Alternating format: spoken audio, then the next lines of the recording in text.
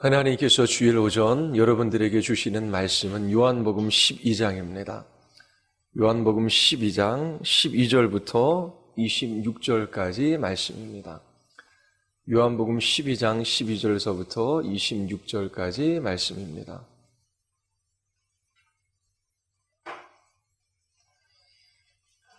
주님의 말씀에 귀를 기울이시기를 바랍니다. 그 이튿날에는 명절에 온 큰 무리가 예수께서 예루살렘으로 오신다라는 것을 듣고 종려나무 가지를 가지고 맞으러 나가 외치되 호산나 찬송하리로다 주의 이름으로 오시느니 곧 이스라엘의 왕이시여 하더라. 예수는 한 어린 나귀를 보고 타시니 이는 기록된 바 시온 따라 두려워하지 말라 보라 너희 왕이 나귀 새끼를 타고 오신다 함과 같더라. 제자들은 처음에 이 일을 깨닫지 못하였다가 예수께서 영광을 얻으신 후에야 이것이 예수께 대하여 기록된 것임과 사람들이 예수께 이같이 한 것임이 생각났더라. 나사로를 무덤에서 불러내어 죽은 자 가운데서 살리실 때에 함께 있던 무리가 증언한지라. 이에 무리가 예수를 맞으면 이 표적 행하심을 들었음 이러라. 바리새인들이 서로 말하되 볼지어다. 너희 하는 일이 쓸데없다. 보라 온 세상이 그를 따르는도다 하니라. 명절에 예배하러 올라온 사람 중에 헬라인 몇이 있는데 그들이 갈릴리 베세다 사람 빌립에게 가서 청하여 이르되 선생이여 우리가 예수를 배우고자 합니다 하니 빌립이 안드레에게 가서 말하고 안드레와 빌립이 예수께 가서 여쭈니 예수께서 대답하여 이르시되 인자가 영광을 얻을 때가 왔도다. 내가 진실로 진실로 너희에게 이르노니 한 알의 밀이 땅에 떨어져 죽지 아니하면 한 알 그대로 있고 죽으면 많은 열매를 맺느니라. 자기의 생명을 사랑하는 자는 잃어버릴 것이요 이 세상에서 자기의 생명을 미워하는 자는 영생토록 보존하리라. 사람이 나를 섬기면 나를 따르라. 나 있는 곳에 나를 섬기는 자도 거기 있으리니 사람이 나를 섬기면 내 아버지께서 그를 귀히 여기시리라. 아멘. 기도하시겠습니다.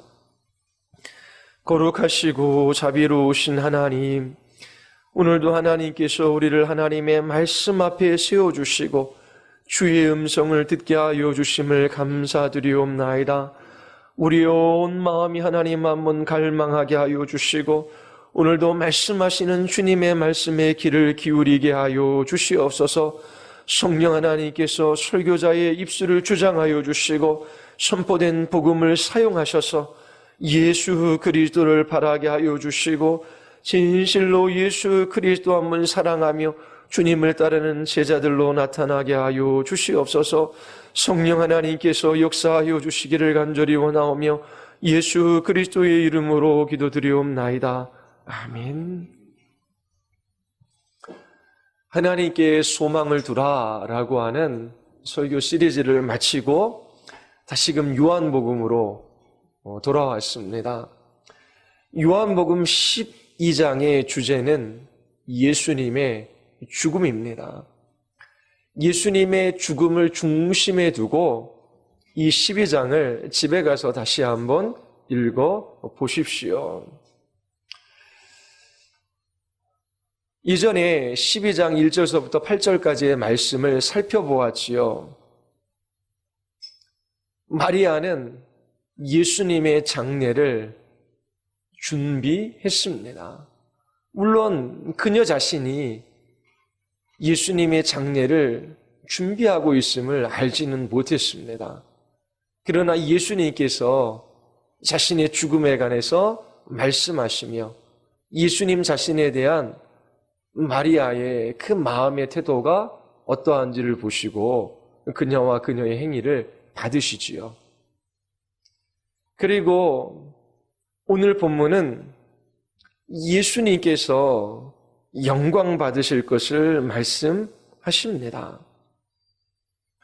그런데 사람들과의 생각과는 다르게 예수님은 십자가의 죽음을 통해서 영광을 받으십니다.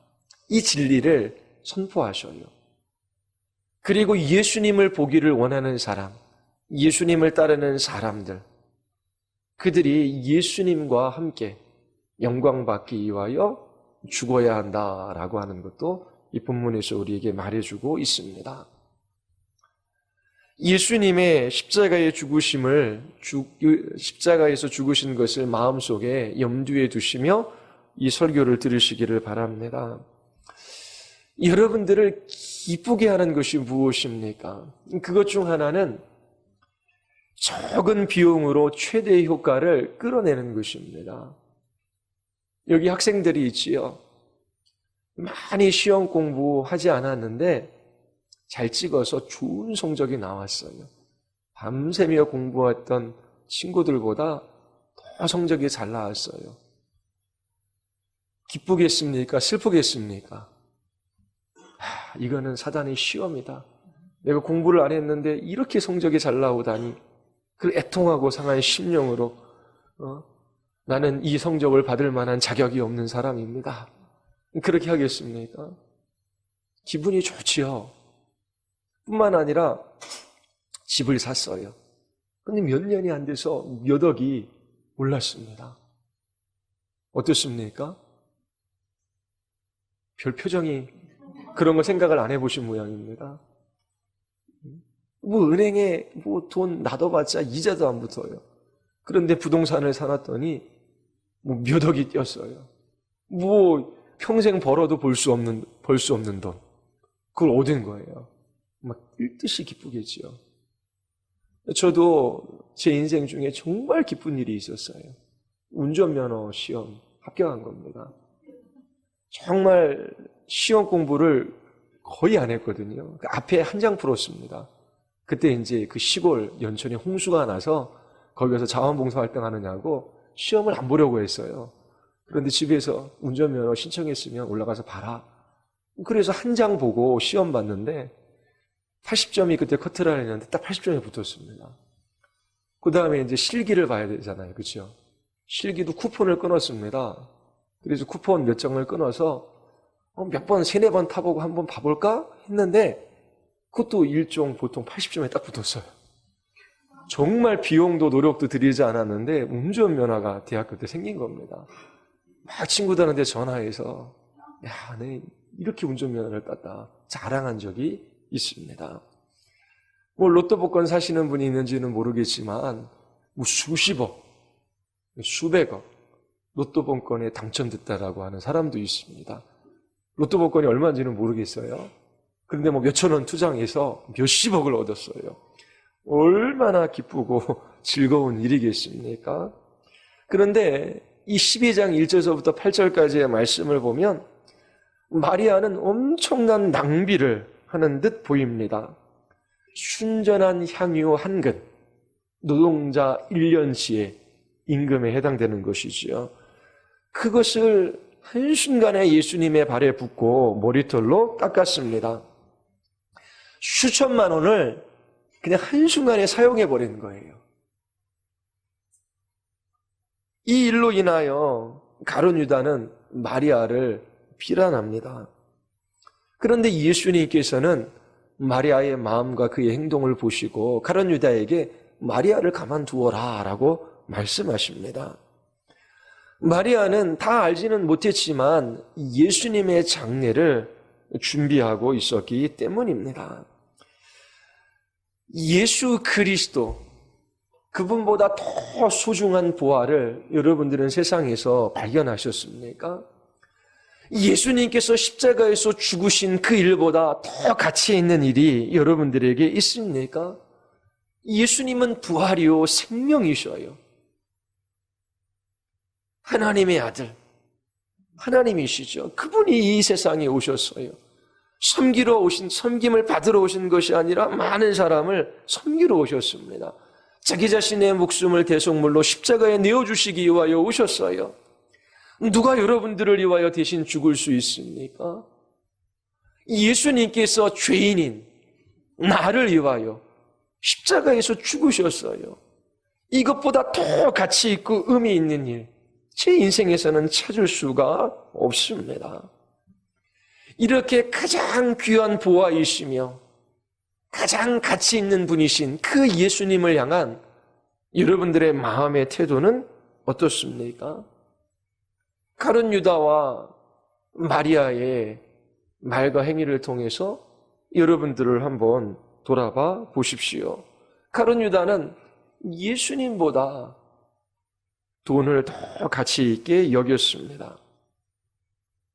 예수님보다 공부하는 것, 예수님보다 취업하는 것, 예수님보다 연애하는 것, 결혼하는 것, 직장생활하는 것, 예수님보다 자녀 양육하는 것, 예수님보다 노후의 안락한 삶을 위하여 준비하는 것, 그것들을 더 가치 있게 여기지는 않습니까? 여러분들이 어디에다 시간을 쓰고 어디에다 여러분들의 열정과 여러분들의 물질을 쓰는지 한번 살펴보십시오. 여러분들의 중심에 있는 것이 무엇인지 드러납니다. 가룟 유다는 마리아를 책망해요. 돈을 사랑하기 때문이지요. 향유를 예수님의 발에 붓는 것은 낭비라고 생각합니다. 그럴듯한 말을 하지요. 가난한 사람들을 위하여 그것을 나눠줬다면 얼마나 좋았을까? 그렇게 말합니다. 그러나 진실로 가룟 유다가 이웃을 생각해서 이런 말을 한 것은 아니지요. 가룟 유다의 남은 모든 인생을 가난한 자를 위하여 살아가면 됩니다. 예수님은 이 땅에 계시지 않아요. 곧 십자가에서 죽으실 것입니다. 가룟 유다는 돈을 예수님보다 더 가치 있게 여기기 때문에 마리아를 나무랍니다. 그러한 가룟 유다를 향하여 예수님께서 마리아를 가만두어라 라고 말씀하셔요. 정말로 중요한 것은 그 마음의 가치를 어디에 두고 있는가라고 하는 것입니다. 우리 학생들도 이 자리에 있죠. 공부하지 말라는 것이 아니에요. 공부해야죠, 학생들은. 그러나 공부하는 것에 절대적인 가치를 두지 마십시오. 예수님보다 공부해서 좋은 대학교 가고 그리고 원하는 직장에 들어가고 사람들로부터 칭찬과 인정을 받는 것, 그것이 예수님보다 더 가치 있거나 중요한 것이 아닙니다. 여러분들에게 취업하지 말라는 것도 아니고 연애하지 말라는 것도 아니고 결혼하지 말라는 것도 아닙니다. 자녀들 학원 보내야지요. 자녀들 공부시키지 말라는 것도 아니에요. 노후를 위하여 저축하고 준비할 수 있지요. 그것을 하지 말라라고 하는 것이 아닙니다. 예수님을 믿는 것은 삶의 부수적인 것이고 정말 지금은 공부하는 것, 지금은 연애하는 것, 지금은 결혼하는 것, 지금은 돈을 버는 것, 지금은 자녀들을 양육하는 것, 그러면서 살아가지 말라라고 하는 것입니다. 결코 주님을 뵙지를 못해요. 예수님께서 죄인들을 위해 십자가에서 죽으신 것보다 여러분들의 인생에 있어서 더 중요하고 가치 있는 일들이 있습니까? 그러면 그 일들을 따라 살아가십시오. 그 길의 결말이 무엇이겠습니까? 세상이 여러분들에게 결코 좋은 것을 줄 수 없습니다. 부활이요 생명이신 예수 그리스도보다 더 소중한 것이 있다면 그것을 따라 살아가십시오. 거기에 생명이 있습니까? 거기에 영원한 삶이 있습니까? 그것이 여러분들을 안전하게 보장합니까? 여러분들의 영혼을 구원해 줄 수 있습니까? 결코 그렇지 않아요. 마리아는 예수님에게 얻고자 하는 것이 있어서 순전한 향유를 주님의 발에 부은 것이 아닙니다. 예수님께 무엇인가 바라는 것이 있기 때문에 자기 자신의 머리털로 예수님의 발을 씻은 것이 아니에요. 자신의 신체 중 가장 아름답고 가장 소중하고 가장 귀한 것일지라도 예수님의 발, 가장 더럽고 가장 불결하지요. 예수님의 가장 불결하고 더러운 그것이 자기 자신의 가장 아름답고 소중한 것보다 더 귀하기 때문에 이 마리아는 자신의 머리털로 예수님의 발을 닦아드렸습니다. 무엇인가 주님께 바라는 것이 있기 때문이 아니에요. 자신의 오라버니가 죽음에서 살아나는 것을 보았습니다. 하나님의 영광을 본 것이지요. 그리스도의 영광을 보았습니다. 부활이요 생명이신 예수 그리스도, 그분을 보았어요.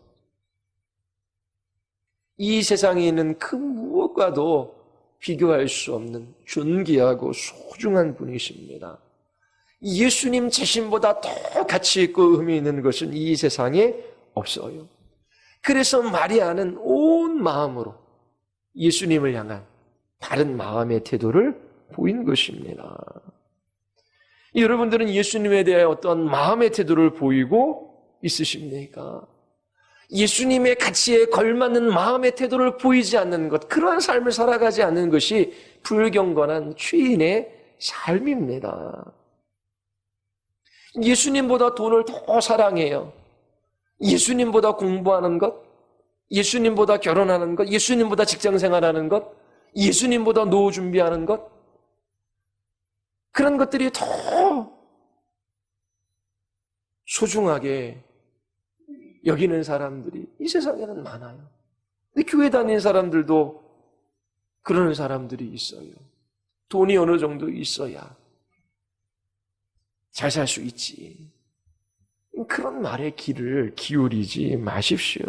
돈과 하나님을 겸하여 섬길 수 없습니다. 돈을 사랑하는 것, 부하려고 하는 것, 이 땅에서 칭찬과 인정을 받으려고 하는 것, 이 세상에 있는 것들을 추구함으로 자기를 나타내고 자기를 사랑하고자 하는 이 모든 것들은 결국 자기 파멸의 길입니다. 그 결말이 결단코 좋을 수가 없어요. 돈을 사랑하는 마음이 가룟 유다의 눈을 멀게 했습니다. 예수님을 그토록 쫓아다녔지만 예수님이 얼마나 가치 있고 소중한 보아인지 그는 보지 못했어요. 그 마음의 중심에 예수님보다 돈을 더 사랑하고 예수님보다 돈을 더 갈망했기 때문이지요. 진지하게 생각하십시오. 여러분들이 어디에다가 여러분들의 열정을 쏟고 있는지, 여러분들의 시간과 물질과 에너지를 어디에 사용하고 있는지, 진실로 그 모든 행동이 예수 그리스도를 가치 있게 여기는, 그 예수님이 받아야만 합당할 그 영광과 존귀를 주님께 돌리고 있는지 여러분들 자신을 돌아보시기를 바랍니다. 이 땅에 있는 것들이 필요하지요. 그러나 그것이 우리가 추구하거나 갈망하거나 사랑할 대상이 되어서는 안 됩니다. 예수님만이 우리의 생명이며 우리에게 참된 부유함을 가져다 주십니다.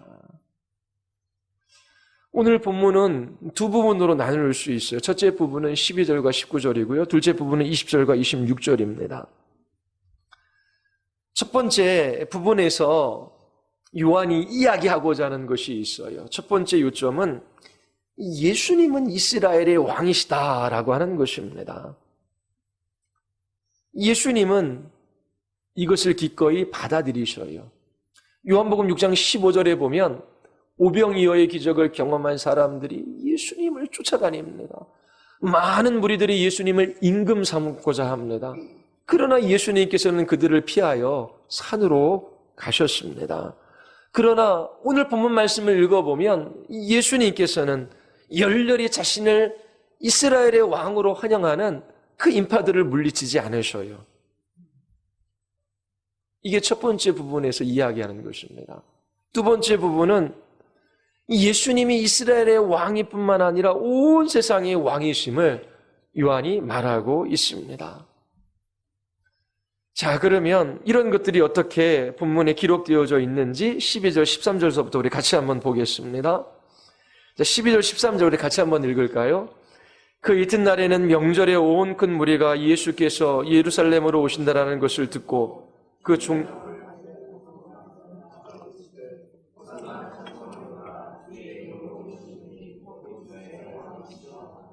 예수님을 향하여 이스라엘의 왕이시다, 호산나 외치며 종려나무 가지를 꺾어 예수님을 맞이하고 있어요. 이 무리들은 시편 118편 25절, 26절을 인용하고 있습니다. 예수님을 이스라엘의 왕, 메시아로 지금 칭송하고 있습니다. 그들이 그토록 오래도록 기다렸던 예수님이 지금 예루살렘에 입성하고 계셔요. 이 일은 바리새인들과 서기관들에게는 끔찍한 일이지요. 그런데 우리가 한 가지 주목해 볼 만한 것은 12장 이전, 그 전에는 예수님께서 자신을 쫓는 무리들, 자신을 메시아, 이스라엘의 왕이라고 칭송하며 따르는 모든 무리들을 물리치셨어요. 오히려 피하셨지요. 그런데 지금 예수님께서는 이스라엘 백성들의 친송, 그들의 환호, 그들의 외침을 그냥 그대로 놔두셔요. 놔두실 뿐만 아니라 예수님 자신의 행동으로 자신이 이스라엘의 왕이심을 나타내 보여주십니다. 그것이 14절부터 16절까지예요. 우리 같이 한번 읽어볼까요? 예수는 한 어린 나귀를 보고 타시니 이는 기록된 바 시온 따라 두려워하지 말라. 보라 너희 왕이 나귀 새끼를 타고 오신다함과 같더라. 제자들이 처음에 이를 깨닫지 못하였다가 예수께서 영광을 얻으신 후에야 이것이 예수께 대하여 기록된 것임과 사람들이 예수께 이같이 한 것임이 생각났더라. 예수님께서는 무리들의 환호를 피하지 않으십니다. 왕은 보통 백마를 타고 등장해야지요. 그런데 어린 나귀 새끼를 타고 예수님께서 지금 예루살렘 성으로 들어가고 계십니다. 예수님께서 친히 스가랴 9장 9절의 말씀, 이스라엘의 왕으로 오시는 이가 나귀 새끼를 타고 오신다라고 하는 이 말씀을 이루셔요. 자신의 행동으로 나는 구약에서 약속되었던 메시아, 그리스도 이스라엘의 왕이다라고 하는 것을 직접 보여주시는 것입니다. 지금 바리새인과 대제사장 그리고 로마인들은 예수님을 주목하고 있습니다. 예수님이 이스라엘의 왕으로 자처하며 많은 사람을 선동할 경우 이 이스라엘은 쑥대밭이 될 수 있어요.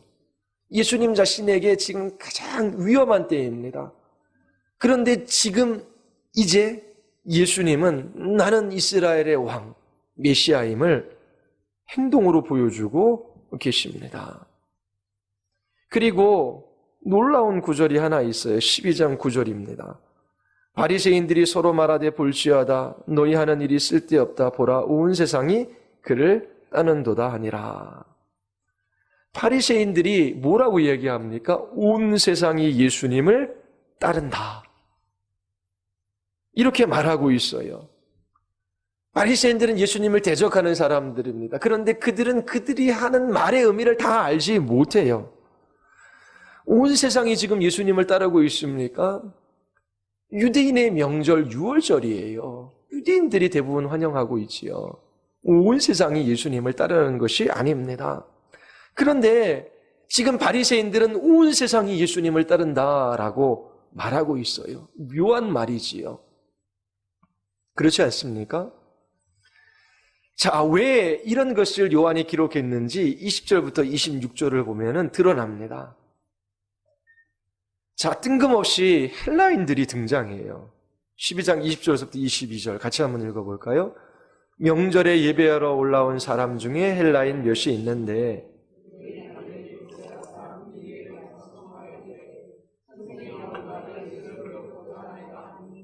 빌립이 안드레에게 가서 말하고 안드레와 빌립이 예수께 가서 여쭈니. 놀라운 것 하나를 지금 기록하고 있습니다. 헬라인들이 지금 예수님을 뵙기를 청하고 있어요. 이게 간절히 소원하고 있다라고 하는 그런 단어입니다. 왜 요한은 지금 여기에 이것을 기록하고 있을까요? 하나님께서 우리들에게 보여주고자 하시는 것이 있기 때문입니다. 요한이 분명히 강조하는 것이 있어요. 그것은 예수님이 단지 이스라엘의 왕일 뿐만 아니라 예수님은 온 세상의 왕이시다라고 하는 것을 나타내고 있습니다. 예수님 당시의 헬라인은 이방을 대표합니다. 19절에서 바리새인들은 온 세상이 예수님을 따른다라고 말하지요. 이방인들이 예수님을 따릅니다. 이것을 지금 나타내고 있어요. 하나님은 우리에게 이 본문을 통하여 예수님이 참 메시아, 왕이심을 보여주고 계십니다. 예수님은 이스라엘의 왕이 되기 위하여 오셨어요. 나귀를 타고 입성하심으로 구약의 예언을 성취하셨습니다. 뿐만 아니라 예수님은 온 세상의 왕이십니다. 예수님께서 나라와 모든 민족으로부터 당신의 백성들을 불러 모으실 거예요. 온 세상이 예수님을 따르게 될 것입니다. 헬라인들이 예수님을 간절히 만나기를 청합니다. 그들이 예수님을 만났습니까? 못 만났습니까? 만났습니까? 못 만났습니까? 요한은 그것을 기록하고 있지 않아요.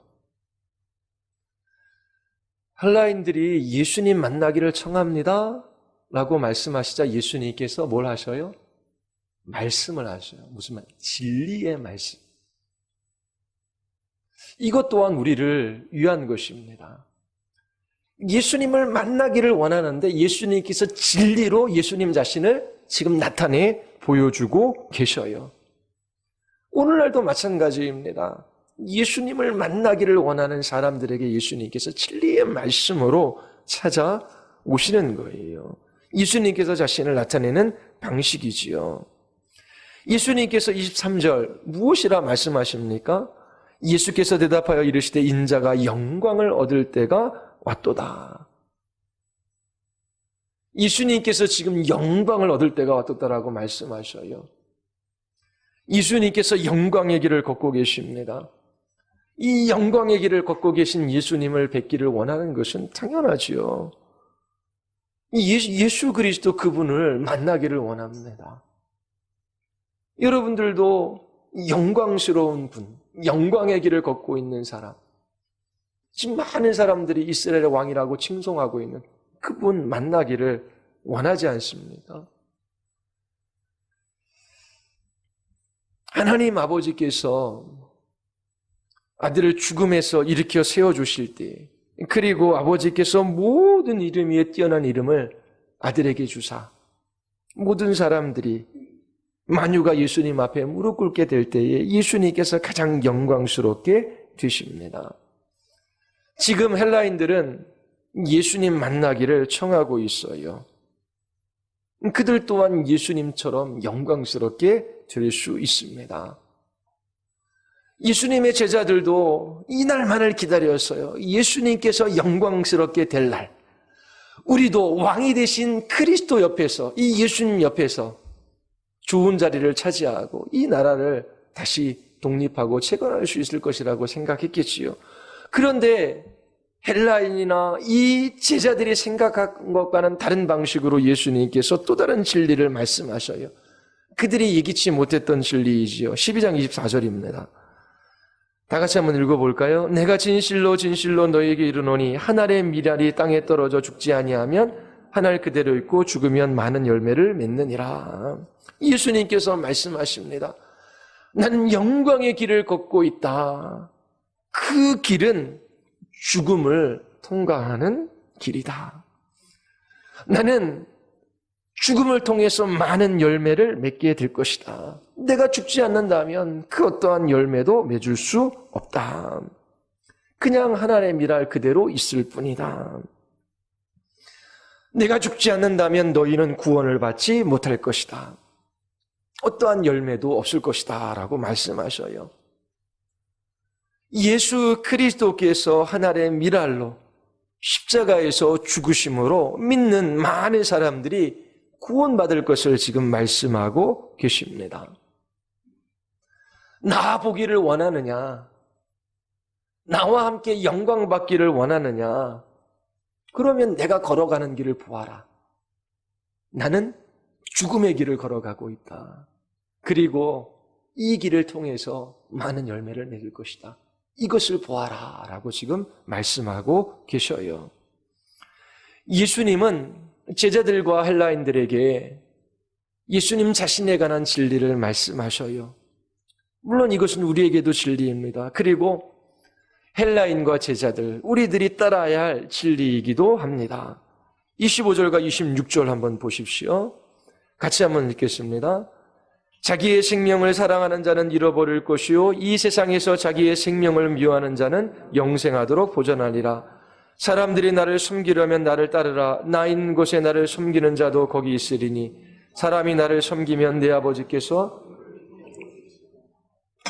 자, 예수님께는 분명한 계획이 있습니다. 자기 죽음을 통해 십자가의 죽음을 통하여 죄인들을 구원하시는 거예요. 뿐만 아니라 이 십자가의 죽음을 통하여 구원받은 예수님의 백성들이 예수님을 따르는 것이지요.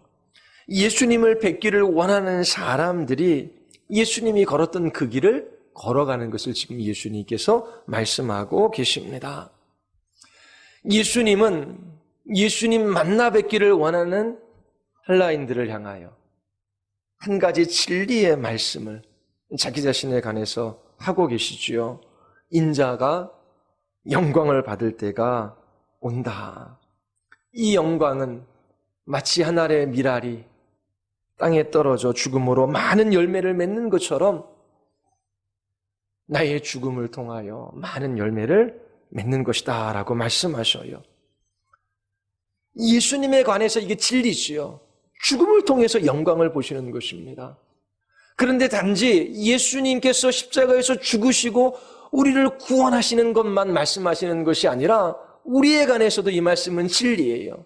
우리도 그리스도와 영광 받기 위하여 죽어야 한다라고 하는 것을 지금 예수님께서 말씀하고 계십니다. 여러분들은 여러분들의 생명을 미워하십니까? 예수님께서는 십자가를 지고 갈보리의 길을 오르셨어요. 고난의 길을 걸으셨지요. 여러분들은 예수 그리스도를 믿음으로 그 고난의 길을 걷고 있습니까? 예수님께서는 자기 자신의 생명을 미워하셨어요. 여러분들도 자기 자신의 생명을 미워함으로 아들을 따르고 있습니까? 예수님을 섬기고 있습니까? 예수님께서 십자가에서 죽으셨어요. 자기 자신의 생명을 미워하셨어요. 예수님은 섬김을 받으러 오시지 않고 섬기러 오셨어요. 죽음을 통하여 영광을 받으십니다. 예수님 만나 뵙기를 원하는 사람들에게 예수님께서 오늘날 자기 자신에 관한 진리를 말씀하실 뿐만 아니라 그 진리를 우리에게 적용시켜 주셔요. 영광 받기를 원하느냐? 죽어라. 죽음의 길을 걸어야 한다라고 말씀하셔요.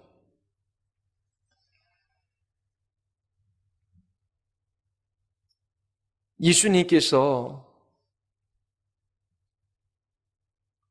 나는 영광을 받을 것이다. 많은 열매를 맺을 것이다. 이 영광과 열매를 맺는 방식은 생명을 미워하는 것이다. 너를 위해 나는 고난을 받고 십자가에서 죽을 것이다 라고 말씀하시지요. 그리고 나서 나를 따르라. 나와 같이 죽자. 나와 같이 이 세상에서 너의 생명을 미워해라. 그리고 나를 섬겨라 라고 말씀하십니다. 이 말씀 속에서 우리는 두 가지 놀라운 사실을 발견해요. 하나는 예수님을 따르는 것이 아주 어려운 일이라고 하는 것입니다. 그리고 다른 하나는 예수님을 따르는 사람들에게 영광이 주어진다라고 하는 것입니다. 자, 예수님을 따르는 사람들의 어려움이 무엇입니까? 24절에 보면 한 알의 밀알은 반드시 땅에 떨어져 죽어야 한다라고 말씀하십니다. 예수님에 관한 진리일 뿐만 아니라 우리에 관한 진리예요. 그리스도인으로서 산다라고 하는 것은 자기 죽음의 삶입니다.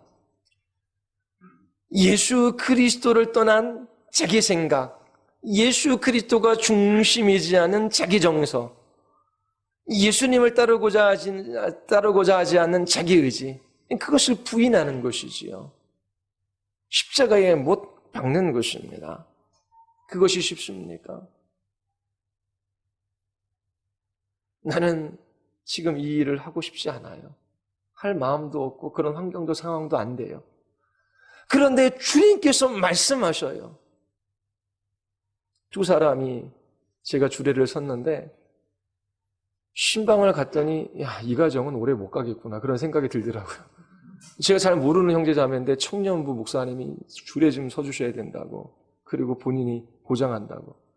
딱 가서 얘기를 쭉 해보니까 성격이 둘이 오래 못 갈 성격이에요. 그래서 여전사님한테 이 가정은 특별히 돌고 보셔야 합니다. 이거 오래 못 갑니다. 그게 드러나더라고요. 그랬더니 뭐 한 3개월 정도 돼서 찾아왔어요. 못 살겠다라고 하는 거예요.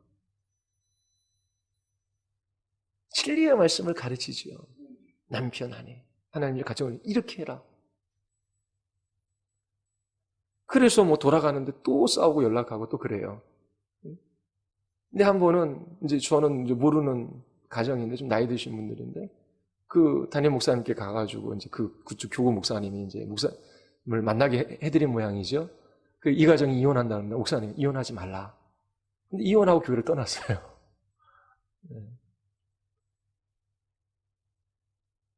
분명히 상처를 주는 아내, 나에게 상처를 주는 남편, 그리고 그 기질의 성품, 그러한 삶의 태도, 모습, 이거를 끌어안고 살아가는 것이 너무나 힘들고 어려운 일일 수 있어요. 그러나 주님께서 말씀하시지요. 그때 자기 생각, 자기 경험, 자기 마음을 부인하고 주님의 말씀에 순종하는 것은 죽음과 같은 고통이에요. 그런데 예수님을 따르는 제자들, 그들은 이런 고난을 감수합니다. 자기를 부인하지요. 이게 어려운 일입니까? 예수님 없는 사람은 자기중심적인 삶을 살아가요. 내가 편하고 내가 행복하고 내가 좋은 것이 최고지요. 그러나 그리스도인들은 그렇지 않아요. 예수님 때문에, 나를 위하여 십자가에서 죽으신 그 예수님 때문에 나도 그리스도와 함께 죽기를 원하는 것입니다. 근데 그 죽는 게 쉽지가 않아요. 이게 고난이고 고통으로 다가옵니다. 그리고 두 번째는 생명을 미워해야 한다라고 말씀하죠. 이게 쉽습니까? 생명을 사랑하는 것과 생명을 미워하는 것이 대꾸지요. 생명을 사랑하는 것이 무엇입니까? 생명을 사랑하는 사람은 우리가 육적인 생명을 가지고 이 땅에 살아가잖아요. 그러니까 생명이 있는 동안, 그러니까 이 세상에서 살아가는 것을 최고의 가치로 여깁니다. 또 다른 생명, 영적인 생명, 하나님 나라가 있다는 것을 몰라요. 그래서 이 땅에서 자기를 이롭게 하고, 자기를 사랑하고, 자기를 안전하게 하고, 자기를 높이고, 이 세상에서 사람들에게 칭찬을 받을 만한 그 일들을 위하여 살아가는 것입니다. 누구든지 자기 목숨을 구원하고자 하면 잃을 것이요, 누구든지 나와 복음을 위하여 자기 목숨을 잃으면 구원하리라. 이 세상에서의 삶을 절대적 가치에 두지 않는 거예요. 우리에게는 하나님의 나라가 있습니다. 이 땅에서의 삶, 이 땅에서의 생명이 전부가 아니에요. 그래서 자기 자신의 생명을 사랑하지 않고 미워하는 것입니다. 이 세상의 삶에 절대적인 가치를 두고 살아가지 않아요. 세 번째는 예수님께서 26절에 보면 나를 섬긴 나를 따르라. 예수님께서 고난의 길을 걸어가셨지요. 십자가를 지시고 골고다 언덕을 오르셨어요. 죽음으로 가는 길입니다. 나를 따르라 라고 말씀하셔요. 예수님을 따르는 것이 쉽습니까? 이것도 너무나 힘든 일이에요. 26절도 보면 나를 섬기려면 또 나를 섬기면이라고 말씀하셔요. 예수님을 섬겨야 합니다. 이 섬긴다라고 하는 것은 자기 자신을 주웅으로 여긴다라고 하는 거예요. 예수님께서 섬김을 받으러 오신 것이 아니라 자기 자신의 목숨을 십자가에 내어주시기까지 죄인들을 섬기러 오셨어요. 종의 삶을 사셨습니다. 그래서 예수님을 따르고자 하는 사람들에게도 섬김을 요구하시는 것입니다. 우리는 예수님의 종이지요. 바로 이것이 그리스도인이 된다라고 하는 의미입니다. 예수님의 제자들이 살아가는 삶의 방식입니다. 예수님께서 이것이 쉽지 않은 것을 아셨어요. 그래서 마태복음 7장 14절에서 생명으로 인도하는 문은 좁고 길이 협족하여 찾는 자가 적음이라. 이 세상의 주류가 기독교인이 아니에요. 물론 마지막 날에 수많은 사람들이 우리가 생각하는 것 이상으로 모든 민족과 나라와 백성들로부터 하나님께서 하나님의 백성들을 불러 일으키십니다. 그러나 결코 기독교인들이 이 세상에서 주류가 아니에요. 큰 길을 걸어가지 않아요. 왜요? 생명으로 인도하는 문은 좁고 길이 협착하여 찾는 자가 적기 때문입니다. 찾는 자가 적습니다. 죽는 것이 어려운 일이기 때문에 그래요. 죽는 것이 자기 생각, 자기 정서, 자기 의지를 부인하고 예수 그리스도 그분 앞에서 자기 죽음의 길을 걷는 것이 고통스럽고 힘든 일이기 때문에 그래요. 그냥 소리치고 말지요. 내 마음대로 할 거야. 그러면 잠시는 속은 시원하지요. 자기 생명을 미워하는 이 일 또한 어렵습니다. 이 땅의 삶을 절대적으로 여기지 않고 하나님 나라가 있다는 것을 알고 그렇게 이 땅에 있는 것들을 바라보며 살아가는 것은 쉬운 게 아니에요. 또 십자가의 길을 걸으셨던 예수님의 뒤를 따르는 것도 어려워요. 많은 사람들은 주인 되기를 원해요. 능력 있는 주인 되기를 원하지요. 그런데 예수님께서는 종으로 살기를 원하십니다. 그리스도의 종으로요. 그것이 너무나 어렵습니다. 예수님을 보십시오. 영광 받을 그 때가 가까이 오고 있음을 말씀하셔요. 그 영광은 자신의 죽음, 자신의 생명을 미워하는 것, 십자가를 지고 골고다 언덕을 오르는 것, 그리고 섬김을 받는 것이 아니라 섬기는 종의 삶을 살아간 그 결과로 주어지는 것입니다. 이 진리는 예수님에게뿐만 아니라 우리에게도 동일한 진리입니다. 이처럼 예수님을 따르는 일은 아주 힘들고 어려운 일이에요. 그러나 약속된 영광이 있습니다. 모든 어려움을 보상해주고 그것을 넘어서게 합니다. 1장 24절 약속된 영광이 무엇입니까? 죽어라. 그러면 많은 열매를 맺을 것이다. 많은 열매를 맺을 것이다. 죽는 것은 결코 헛되지 않아요. 여러분, 교인들이 11조하고 감사헌금하고 그리고 절기헌금, 주정헌금하고 교회 오래된 저 같은 사람은 그냥 어려서부터 그렇게 하는 것이 너무나 당연했기 때문에 그냥 그렇게 사는 거예요. 그게 어렵지가 않아요. 당연하게. 제가 청년 사역할 때도 청년들한테 연습이다. 10분의 3을 떼어넣어라. 옛날에 예전에 예수님 오시기 전 그때에도 유대인들은 10분의 3 그 이상을 띄워놨어요. 하나는 성전에 제사장 성전에 가서 10분의 1. 또 하나는 1년은 그 예루살렘 성지를 순례하기 위하여 10분의 1 띄워놓고 또 하나 10분의 1은 가난한 자를 구제하기 위하여. 그러니까 10분의 3 이상을 띄워놓은 겁니다. 세상 사람들은 11조하거나 그거 하는 거 10분의 1만 모아보십시오. 50만 원만 해도 1년에 500만 원인데요. 적은 돈입니까? 생각하면은 그 돈을 가지고 할 수 있는 일들이 많아요. 그런데 이것을 헌금하면 거기 무슨 열매가 있습니까? 뿐만 아니라 돈에 대한 부인. 그러니까 이 돈이 우리를 눈멀게 하거든요.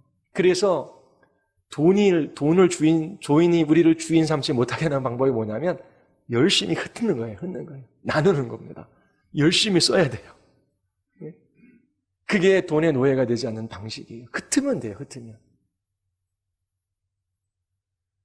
이처럼 세상 사람들이 중요하게 생각하는 것. 교회 나와서도 그들이 중요한 게 아니거든요. 이 돈이 있으면 이것이 나에게 열매를 가져줄 거라고 생각해요. 그러나 성경의 원리는 죽어라. 돈이 있으면 흩어라. 그러면 많은 열매를 맺게 될 것이다.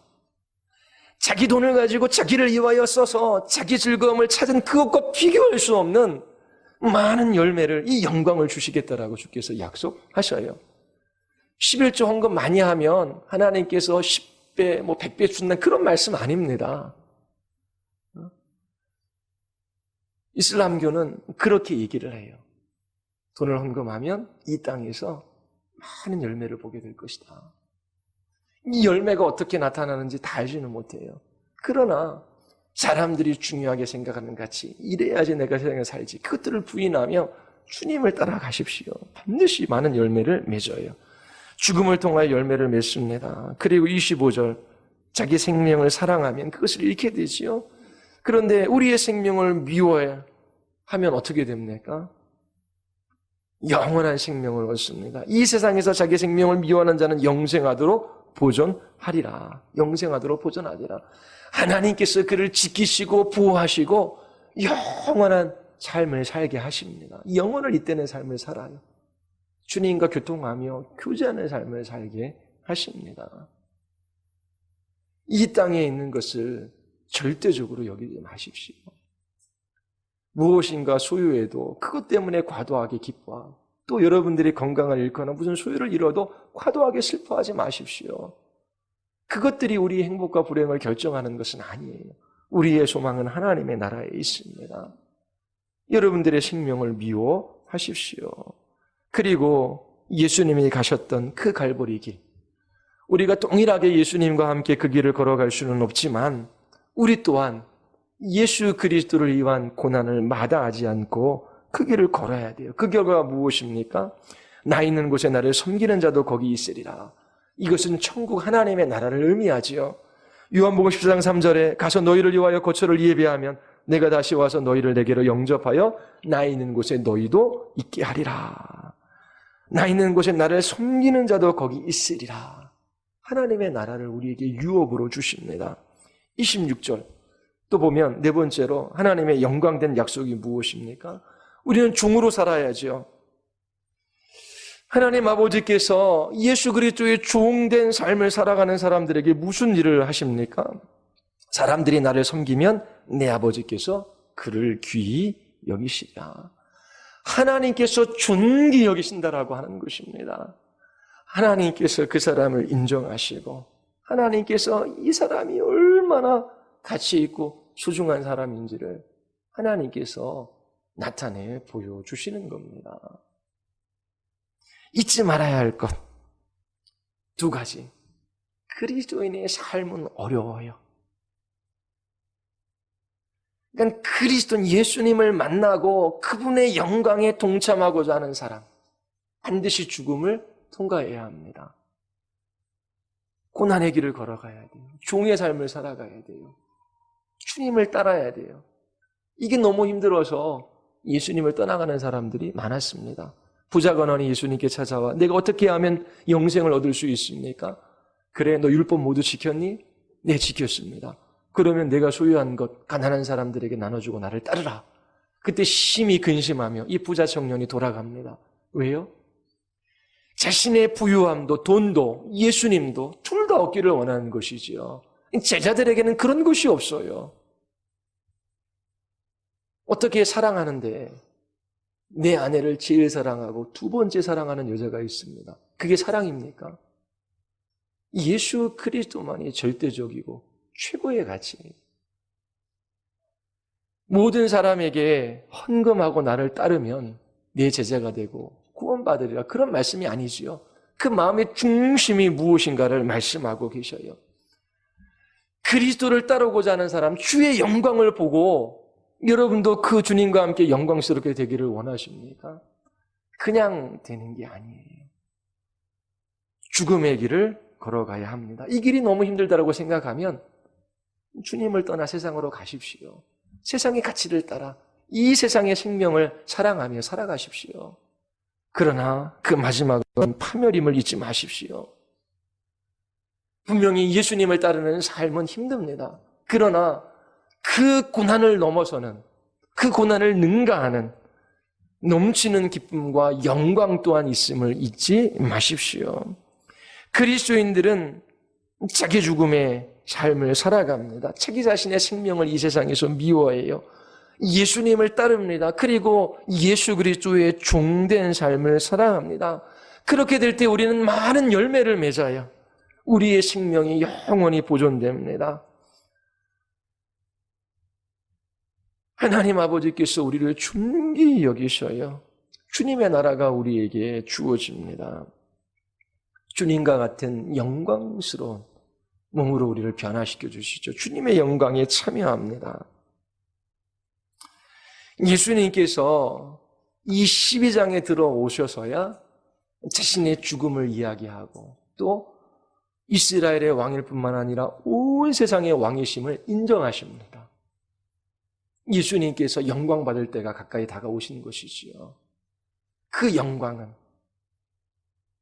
그냥 얻어지는 것이 아니었어요. 자기 생명을 미워하고 자기 죽음의 길을 걷고 십자가를 지고 골고다를 오르고 종된 삶을 산 결과로 예수님께서 영광을 얻으셨어요. 헬라인들이 예수님을 보기를 원합니다. 예수님 만나기를 간절히 청해요. 자, 여러분들은 왜 예수님을 만나기를 원하십니까? 왜 예수님을 예배하십니까? 왜 이 자리에 나와 있습니까? 예수님께서 당신 자신에 관한 진리를 동일하게 우리에게 말씀하셔요. 나와 함께 영광받기 위하여 자기 죽음과 십자가를 지는 고난의 길, 종의 삶을 살아가야 한단다. 나를 따르는 그들이 내 제자이다라고 말씀하셔요. 예수님께서 이러한 삶을 살아갈 수 있도록 우리들에게 힘을 주십니다. 분명 예수님을 따르는 일은 어려운 일이에요. 그러나 영광스러운 일임을 여러분들이 잊지 마십시오. 이 진리를 따라 여러분들이 한 주간도 그리스도인의 삶을 살아갈 수 있게 되기를 바랍니다. 기도하시겠습니다.